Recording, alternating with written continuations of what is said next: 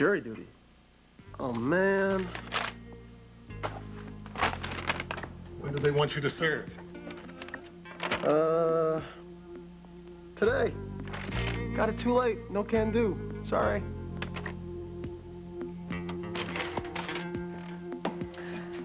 Looks like we're the first to arrive. Good.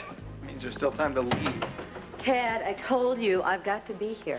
Why is that again? Because we want the jury to get to know her as a person, not just as the defendant. These people hold her future in her hands. They damn well better relate to her. Yeah. In theory, it's harder to convict someone you can relate to. Yeah, in theory. What are you guys saying? That just having her in the room is going to magically impart some in-depth character assessment? You can pick up a lot about a person by just watching them. Believe me, I know. You do, Tad, when you do interviews. You can tell when somebody's clamming up, when they want to run out of the room on you, when they're jerking your chain. Come on, there's a big difference between interviewing somebody for their latest how-to book and interrogating somebody for a jury pool. Precisely. This affects my life and it affects my children's life, which is why I have to stay here. I don't want you to worry about me. There's no place I would rather be. I can put jury duty off 3 or 4 more times before I have to serve. Everybody does it? Yeah. You're not everybody.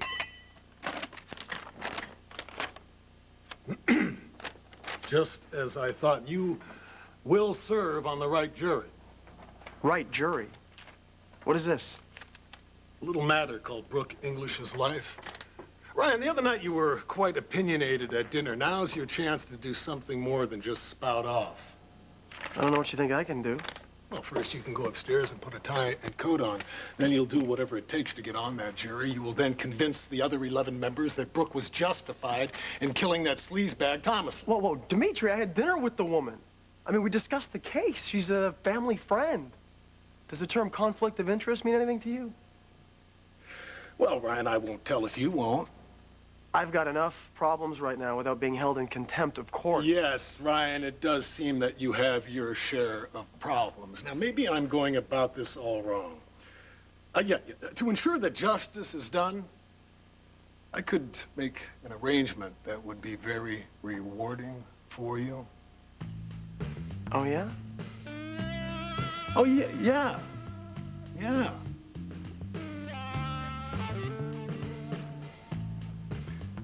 And Mr. Osby, how do you feel about vigilantism?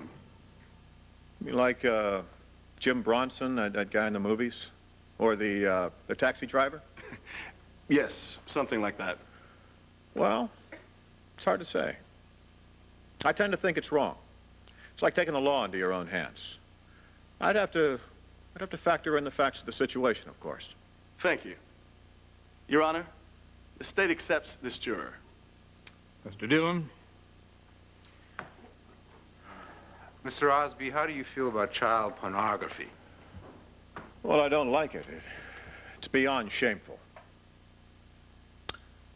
But I don't think it's any reason to kill a man. And pornography's one thing, but murder. I mean, Miss English is a journalist. Aren't journalists supposed to support the First Amendment? I mean, she might not have approved of how that Thomason man expressed himself, but I thought she was supposed to defend his right to do so, not shoot him in the back. The defense passes, Your Honor.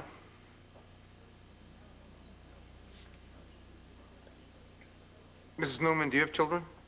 3, 2 girls and a boy. Well, that could be quite a handful. At times. And how do you feel about child pornography? Anyone who would take advantage of an innocent child is the lowest of the low, an animal. I can't tell you how I feel about that filth. When I see those smut rags on the newsstand, I want to rip them down and burn them. Your Honor, could I have a minute to confer? Thank you, Mrs. Newman. What do you think? Well, she's a little intense, but I say go with her. She's okay with me. Trevor. Trevor, don't. What, she's a mother? She hates child pornography? No, there's something about her tone. She's too anxious, too vehement. I mean, I don't know what her personal issues are. But we don't want her taking them out on Brooke. Okay, it's relatively early. We've only used 4 peremptory challenges. Maybe Janet's onto something. Your call. You got bad vibes. What do you say? Brooke, pass. Okay. Okay. We pass, Your Honor. Thank you for your time, Mrs. Newman. You're not using me? You're free to go. You think you're so high and mighty you can get away with cold-blooded murder? Your connections and your fancy job won't keep you out of You've been jail. You're no dismissed, better than Mrs. anybody Newman. else. Mrs. Newman, Justice now, for all, you've been Miss dismissed. English. Thank you, Mrs. Newman. You okay? Uh-huh. We've seen a dozen people. We haven't selected anybody. No, this is usual. It's better that we're very careful now so that we're not sorry later. Here comes the next group.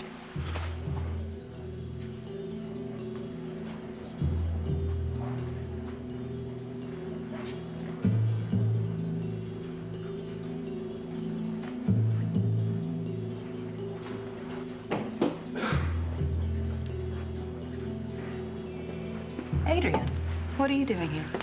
My boss was summoned for jury duty. Oh, well, Opal should dress for jury duty more often. I don't think I've ever seen her looking so polished. Yeah, the other day she wanted to take me shopping for my new summer uniform. Bermuda shorts, knee socks. No, bite your tongue. But she decided to shop for herself instead. And she's really trying hard to please her man, but she asked for my advice. Well, I must say you have a very nice eye for tasteful fashion. Well, actually, I wouldn't know Anne Klein from Kevin Klein, but I do know what I like. And you're looking very tasty. Very tasteful this morning yourself. Come on in, have a seat. Shall we continue? Who's next, Mr. McLean? Mrs. Opal Cortlandt, Your Honor. Is Mrs. Opal Cortlandt present? Yeah, right here.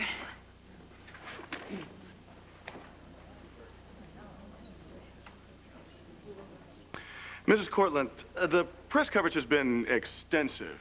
Do you feel that you'd be biased in any way?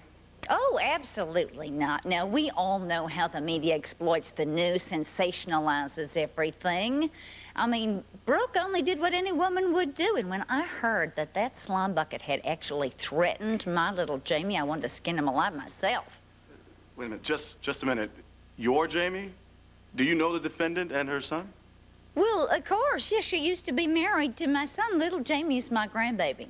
Your Honor, cause. This can't be. Oh, well, thank you. But, you know, nowadays, grandmothers aren't little old ladies with the blue hair and bifocals. Mrs. Cortlandt, you're excused. Well, why? You can't serve on a jury if you know any of the parties involved. It constitutes a conflict of interest. Well, that doesn't make any sense at all. I mean, who better to judge what is in a person's heart than someone who knows that heart? Brooke English works hard for her family, for our community, and then this Thomason guy just blows into town like a whole flock of locusts in a cornfield. You ought to be giving her a parade, not trying to throw her in jail. Yes, thank you, Mrs. Cortlandt, but you may step down now. Oh, all right.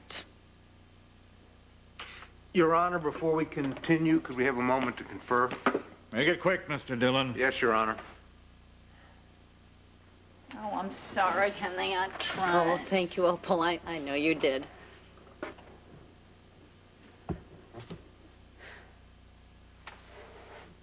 It's not going very well, is it? Like I said, it's going to take time. Yes, we haven't been going at it that long. It seems like forever. I don't know what I thought was going to happen. Maybe I was naive about this. No, you weren't. You just didn't know what to expect from this process. I've heard those people. They've already decided that I'm a murderer. Which is exactly why they weren't selected. Now, don't listen to them. Don't be discouraged. Don't give up hope, Brooke. Hope. Right. See, I knew this was a bad idea, having her here. Okay. Okay, I'm starting to agree with Tad. I don't want the DA to start to see you fray. I can do this. We know you can, Brooke. But right now, I think you need a break. Why don't you leave it to us? We'll pick some winners for you. Brooke, please. Be strong. Don't give up hope. We'll call you later. You will call me? Yes.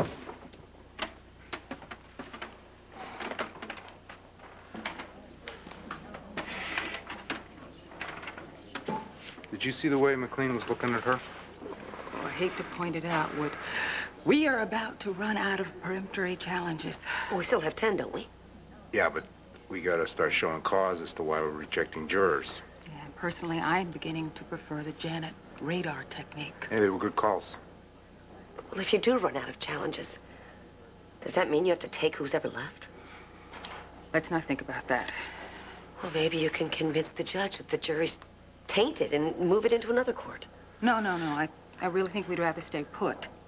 Brooke's strong ties to the community is going to really service us. Amen. We better start picking some winners before we start hitting the dregs.